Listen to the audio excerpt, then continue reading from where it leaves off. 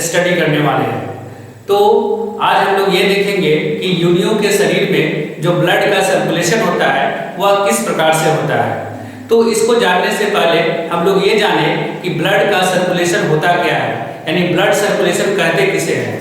तो the heart is pumped to the different parts of the body by the contraction and expansion.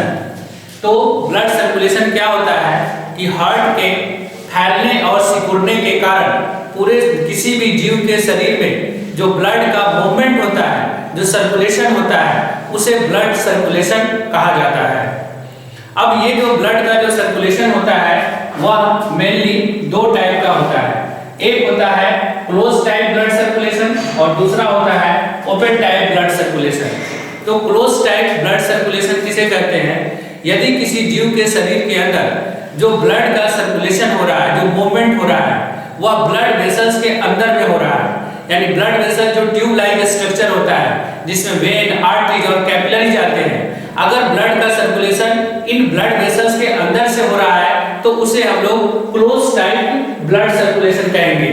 लेकिन यदि blood का circulation जीव के शरीर के अंदर इन ब्लड वेसल्स के बाहर हो रहा है, यानी कि ब्लड वेसल्स के अंदर नहीं हो रहा है, तो उसे हम लोग ओपन टाइप ब्लड सर्कुलेशन कहते हैं। यूनियो का जो सर्कुलेटरी सिस्टम होता है वह ओपन टाइप होता है, क्योंकि इसके शरीर में ब्लड का जो सर्कुलेशन होता है, जो मूवमेंट होता है, वैसे जगहों से भी होता है जहां जिसका स्ट्रक्चर जो है वह ब्लड वेसल्स लाइक अर्थात आर्टरी, वेन, कैपिलरीज इसके जैसे नहीं होते हैं, इसलिए इसे ओपन सर्कुलेटरी सिस्टम।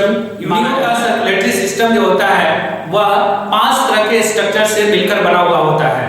ये 5 तरह के स्ट्रक्चर कौन कौन से हैं उन सभी को हम लोग देखते हैं। तो पहला इसका स्ट्रक्चर होता है ब्लड, दूसरा है आर्टरीज, तीसरा है वेन्स और चौथा है साइनसेस और पांचवा है हार्ट्स।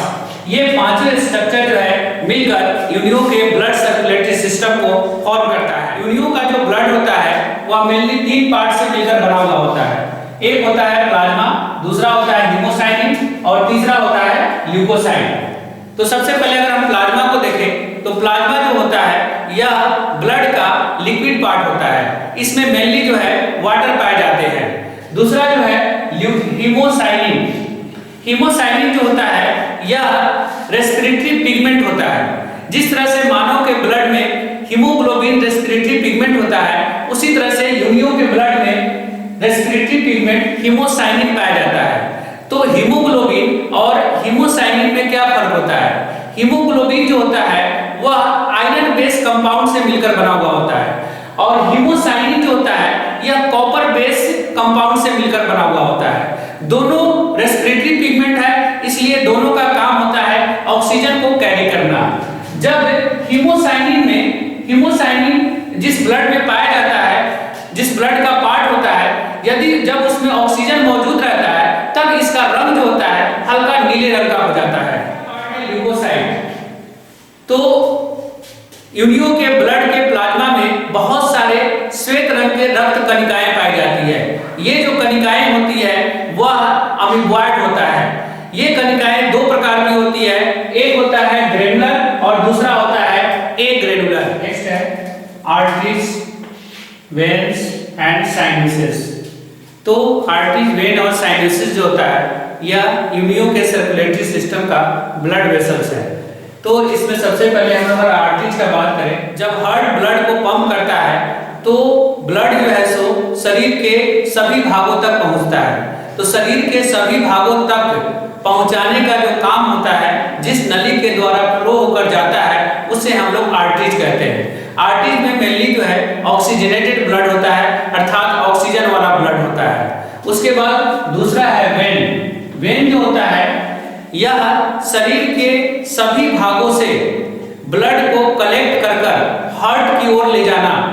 ये जिस ट्यूब के अंदर होता है, जो ब्लड वेसल्स ये काम करता है, उसको हम लोग वेन कहते हैं। वेन में जो होता है वह मेनली डीऑक्सीजनेटेड ब्लड होता है, अर्थात कार्बन डाइऑक्साइड वाला ब्लड होता है। नेक्स्ट है साइनसेस। तो देखिए साइनसेस क्या होता है कि जैसा कि हम लोग जानते हैं कि जीव के शरीर में आर्टरीज का जाल बिछा होता है और आर्टरीज का क्या काम है, यह ऑक्सीजनेटेड ब्लड को शरीर के सभी भागों में पहुंचाने का काम करता है।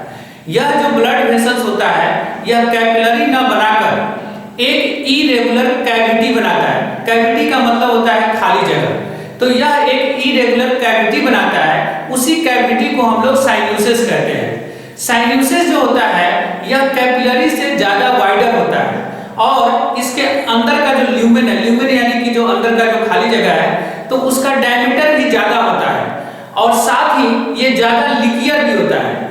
ज्यादा लिकियर होने के कारण ब्लड और टिश्यू के बीच जो एक्सचेंज होना है वह बहुत एक्सचेंज जो सबस्टेंसेस का जो एक्सचेंज होता है वह बहुत फास्ट होता है। और उसके बाद जो है साइनोसिस के बाद ब्लड को जो है वेन में भेज दिया जाता है।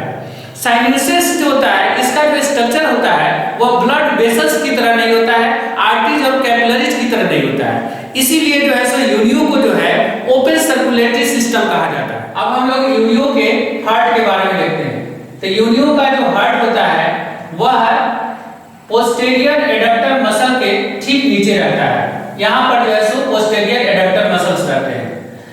यूनियो का हार्ट जो है, इसका हार्ट जो है यह एक आवरण से ढका हुआ रहता है। इस आवरण को हम लोग पेरिकार्डियम कहते हैं। ये जो पेरिकार्डियम होता है वह एपिथेलियल सेल का बना हुआ होता है। हार्ट और पेरिकार्डियम के बीच में एक कैविटी होता है। कैविटी का मतलब खाली जगह होता है। इस कैविटी को हम लोग पेरिकार्डियम कैविटी कहते हैं। इस कैविटी में एक फ्लूइड भरा हुआ रहता है, एक लिक्विड भरा हुआ रहता है, जिसको हम लोग जो है पेरिकार्डियम फ्लूइड कहते हैं। यूनियो का जो हार्ट होता है इसमें 3 चेंबर होते हैं। एक जो है वेंट्रिकल होता है और 2 ऑरिकल होता है। दोनों ऑरिकल जो होता है वह इस पेरिकार्डियम से जो है जुड़ा हुआ रहता है। ऑरिकल वेंट्रिकल के साथ जो है एक छिद्र के द्वारा जुड़ा हुआ रहता है। दोनों ऑरिकल वेंट्रिकल से एक छिद्र के द्वारा जुड़ा हुआ रहता है। यह जो छिद्र होता है इस छिद्र में वाल्व लगे होते हैं और यह जो वाल्व होता है वह वेंट्रिकल की तरफ खुलता है।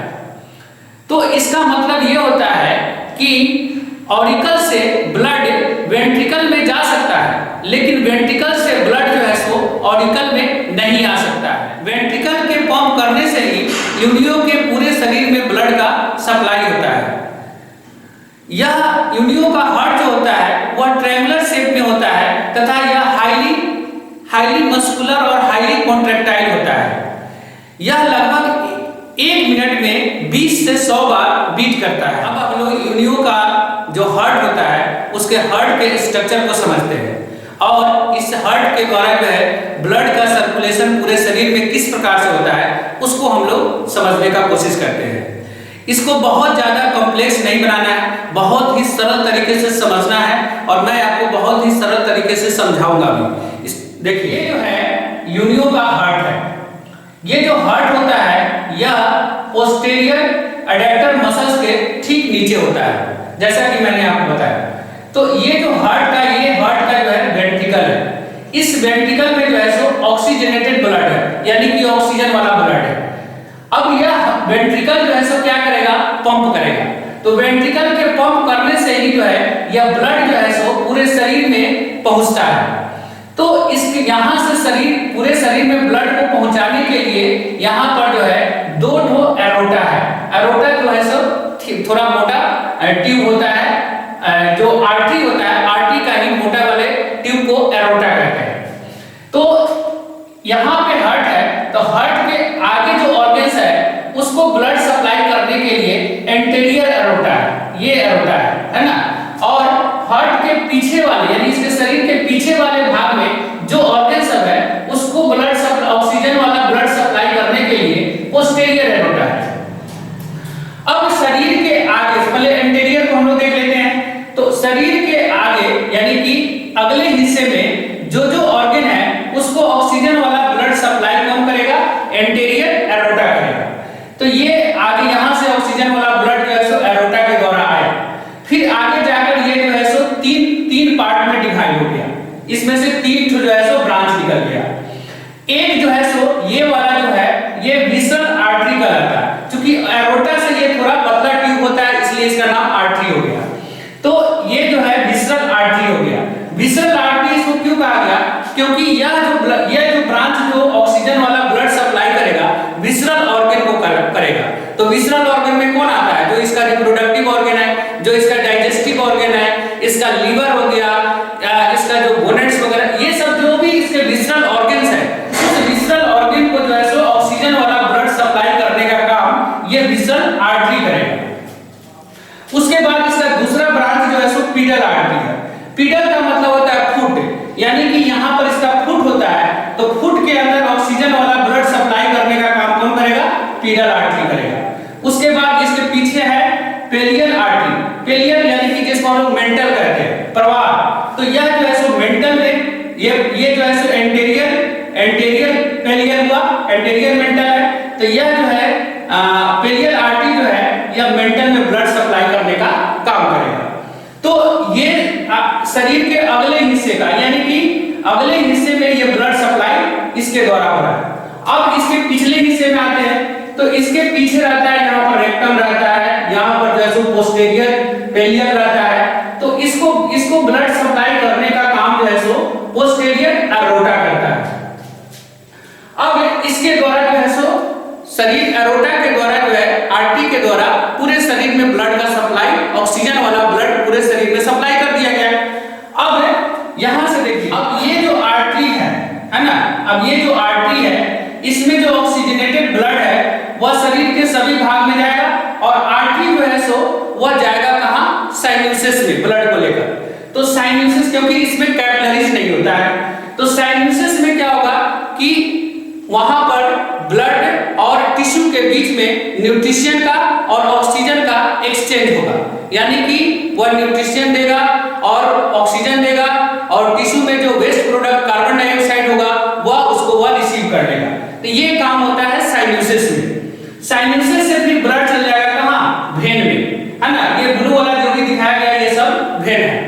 वेन का क्या काम होता है? तो जैसा कि हमने बताया कि वेन का काम होता है शरीर के सभी भागों से डीऑक्सीजनेटेड ब्लड, यानी कार्बन डाइऑक्साइड वाला ब्लड को हार्ट की ओर लेकर आना। तो ये जो है सो क्या करेगा? ये सभी जगह से जो है सो कलेक्ट कर वेन हार्ट के तरफ जो है सो ब्लड को लेकर आएगा। अब हार्ट में ब्लड को डालने से पहले उस ब्लड को प्यूरिफाई होना होगा, यानी कि ऑक्सीजनेटेड होना होगा। तो इसको ऑक्सीजनेटेड करने के लिए, उसके वेस्ट प्रोडक्ट को रिमूव करने के लिए इसके पास ऑर्गन होता है। यह डीऑक्सीजनेटेड ब्लड है। अब इसको ऑक्सीजनेटेड होना है, तो ये ऑक्सीजनेटेड कहां पर होगा? तो ये गिल्स में होगा, मेंटल में होगा, प्रवाह में होगा। तो यहाँ पर ये गिल्स है, तो इस गिल्स में ये ब्लड आएगा। गिल्स में जो है सो क्या होगा? ऑक्सीजनेटेड होगा, है ना। वहां पर कार्बन डाइऑक्साइड छोड़ा जाएगा और ऑक्सीजन लिया जाएगा, रिसीव किया जाएगा। मेंटल में भी ये काम होगा। उसके बाद इसके अंदर जो वेस्ट प्रोडक्ट है, जो नाइट्रोजनस वेस्ट प्रोडक्ट है, वह वेस्ट प्रोडक्ट जो है सो रिमूव होगा कहां? इसके किडनी में, है ना। फिर यहां से जो है सो जब ये ऑक्सीजनेटेड हो जाएगा तो फिर उसके बाद इस ब्लड को जो है सो यहां पर जो है सो ये हार्ट में चलाएगा, और फिर हार्ट के ऑरिकल में आएगा, ऑरिकल से फिर ये वेंट्रिकल में जाएगा, और फिर वेंट्रिकल जो है सो क्या करेगा? इसको पंप करेगा, और फिर जो है सो ये ब्लड जो है सो एरोटा के द्वारा फिर शरीर के सभी भाग